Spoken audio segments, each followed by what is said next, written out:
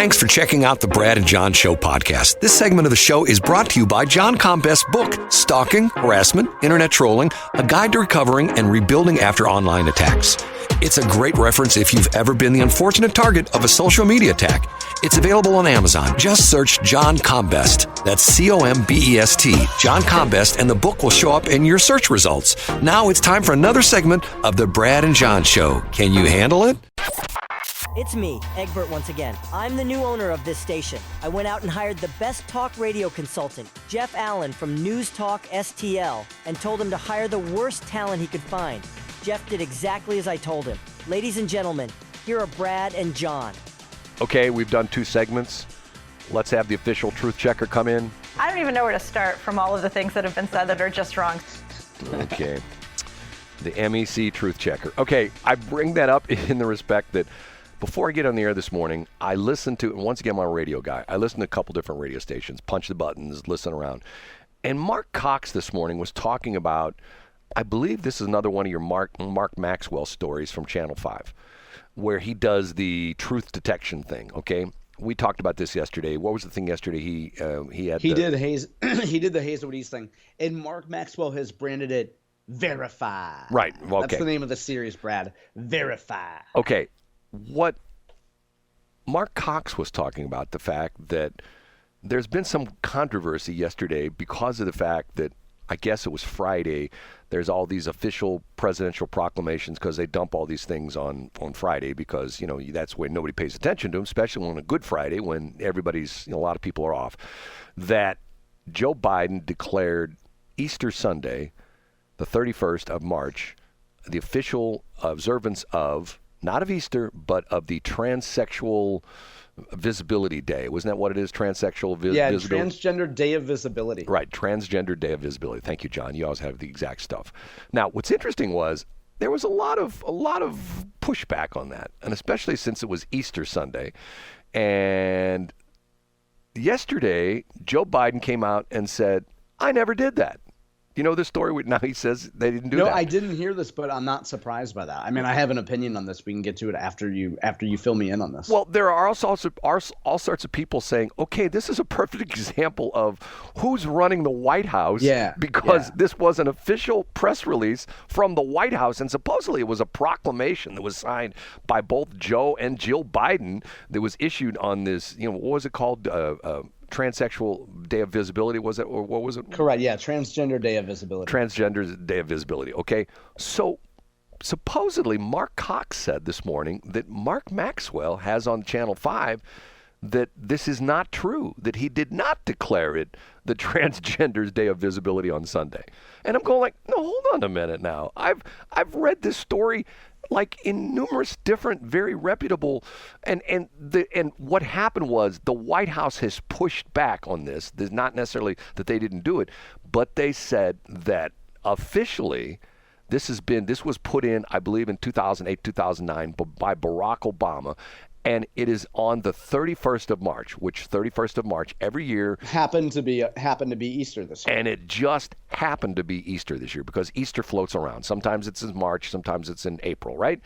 And I've had people explain it to me how you figure out Easter. I'm going like, huh? I mean. And last year it was what? It was like it was in the 20s last year, wasn't it? Yeah, April something. It's all over the place, okay? Yeah. And it has to do with things that quite honestly are above my pay grade, okay? So and then the White House comes out and says, well, look at what we do. And they come out and they say all these various days, okay, well, we recognize blah, blah, blah, blah. We recognize blah, blah, blah, blah, blah month. We recognize some blah, blah, blah, blah, blah week. Years ago, it's actually sort of funny because of the fact that where do I hear this story? I heard this story on NPR. And it was like on Ira Glass, This America Adventure, whatever. You know what I'm talking about. You know who he is? Yeah, I do. Okay. One of the syndicated shows. Right. And they did a deep dive into how these days get into the calendar.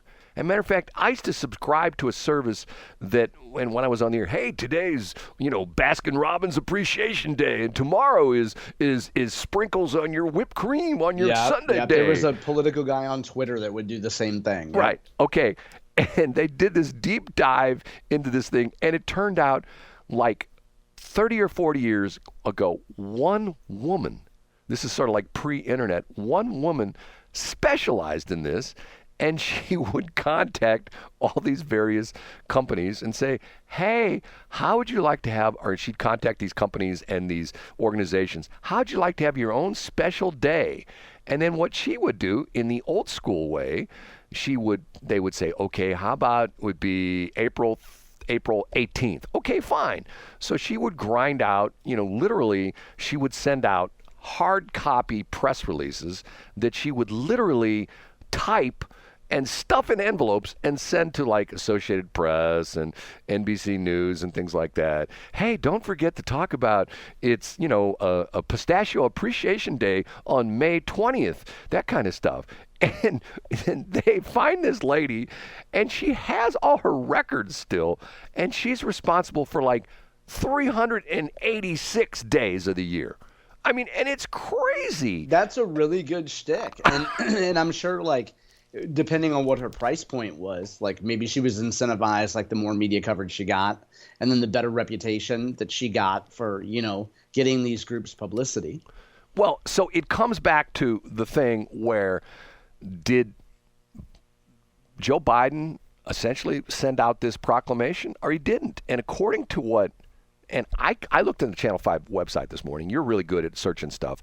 I can't find it. But Mark Cox says it was that he says he saw it on the Channel 5 website that Mark Maxwell says not verified, that not Barack Obama, that Joe Biden did not declare Sunday as transsexual visibility day or whatever. And once again, I'm going like, okay, first off, yeah, why do we have to have all these goofy days? Now, I get that kind of stuff. But the other thing was, and the other people, I sort of lost my track there. Someone else went through this entire calendar and found out there's like, I don't know how many days, I don't know how many months, I don't know how many weeks that are all about transsexuals. And I'm going like, okay, but yet we only have one Veterans Day. We only have one Memorial Day. Yeah. I mean, we only have one 4th of July. We used to have a Columbus Day, but that's gone in a lot of places. We can't celebrate Columbus Day anymore. Yeah, it's Indigenous Peoples Day. Right. I'm going like, okay, what the hell's going on? You know what I mean? Well, but let's go back to the Biden thing in that when I saw this too, and I saw a lot of Republicans criticizing how demonic it was. So I didn't know the background, Brad, about the fact that it was every year on March 31st. So that makes sense. Right. But also what surprises me is it just surprises me that Republicans think that Joe Biden has any idea what's going on. And you can say a lot of things about Joe Biden, but like at no point did anybody go to Joe Biden and say and grab him at whatever time they get him in the day and try to talk to him and say, listen, today it was what we call transgender day of, like, nobody had that conversation. He doesn't have any idea what's coming out from the White House, Brad, unless it has something to do with national security or if it's immediately before a briefing. You can't blame Joe Biden. I'm sorry, and I'm a right-wing guy, but you can't blame him for orchestrating Transgender Day of Visibility. He doesn't know what day it is, Brad. No, but John, you said a little bit sarcastic comment at the end there, but your point is well taken in the respect that you've got these army of people that just grind out stuff every single day under his name. I mean, absolutely. And not necessarily Joe Biden. We're talking Barack Obama, Donald Trump. Maybe not so much with Donald Trump, because Donald Trump was so much, in your face all the time to the point where it came out of his mouth and you knew he actually said it because of the fact that he said it. But you get all these goofy proclamations. Now you have that in the state of Missouri. You have, such and such a day. For sure. Yeah. Right. And matter of fact, we used to have the situation in St. Louis. Matter of fact, when I was running one of my companies, the one lady, her boyfriend worked at McDonnell Douglas, and they had NATO Day off. Did you know about this? No, I didn't. That was one of the holidays that was on the calendar at McDonnell Douglas back in the day, where they had North Atlantic Treaty Organization Day, where that was a holiday for the Boeing, or by the pre-Boeing. I think the Boeing people knocked it out. In the state of Missouri, we still have this crazy thing where they have the state of Missouri has 3 President's Days, which are holidays for the state workers. You have the actual President's Day, which is the national holiday. Then I believe it's either Lincoln's or Washington's birthday, which is another holiday. And you have Truman's birthday, which is another holiday. And I'm going like, okay, too many holidays. Now we have Juneteenth, and but that's a really important one, But Brad. I'm a guy that says every year we become less and less and less productive as people. Now, what I always find interesting, I find interesting posts when people post up on Facebook, and they'll say it's like, hey, when you're at the office today. So in other words, they're assuming that everybody has a job where you sit down in a chair and you got a computer monitor. And that ignores the Ameren linemen that are out this morning working on our electric. Exactly. The guys, and that ignores the people who are flying airplanes. That ignores the people who are out there, the mechanics out at Lambert fixing the planes. Absolutely. The pilots, the airline attendants, the FAA people, the ATC people, the guys running the Ameren UE power plants, Labadie and those places like that. The people who are working 24/7 at the hospitals, who don't have an office with a desk, are the people who are, cleaning the toilets at Quick Trip, the people who are, the Uber drivers. And I think what's gotten sad about it is by the whole idea of how everybody thinks like, oh, everybody has a desk and you sit down and you, just like I still remember one of the things you said, which is funny. Your quote was, your idea of hell would be go to work every day and you start off your day by opening up, Microsoft Office. Wasn't that what you said? Oh, God. And that sound, Brad, do. Because you know what's coming? 100 emails.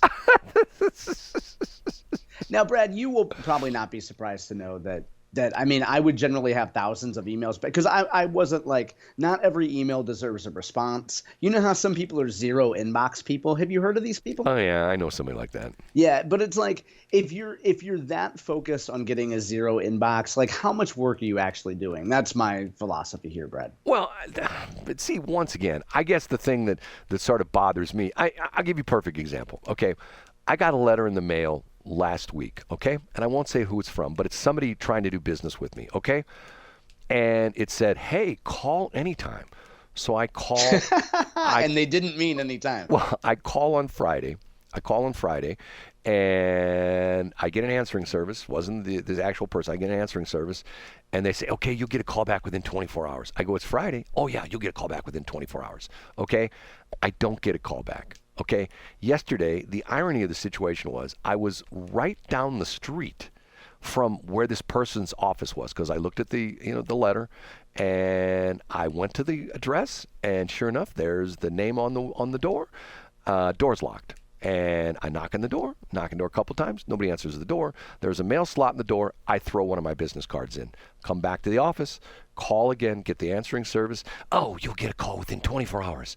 I'm going like, if you're going to send me a letter trying to get my business and you want me to call you and talk to you, answer the damn phone or call me back. You know what I mean? It's like, okay, why would they go to the effort of, and once again, now you may say, I know what you're going to say, John. You're going to say, well, this is some company that just cranks out those letters, and they don't That's my voice too. I would say it in that voice. Yes. They just crank out those letters, and it's just a service that person subscribes to. But still, once again, if you're going to go to the effort where you're going to pay, and obviously this person is paying, if they're doing themselves, paying someone to send out these letters, putting postage on it. They have a phone number. They're paying for a phone number. They're paying for an answering service. And I have to be honest with you, a very good answering service, not one of these crappy ones, where you get the people who can't speak English. There's a thing that says, hi, and we'll be right with you. And then a very well, spoken person comes on. Hi, thanks for calling. Blah, blah, blah, blah, blah, blah.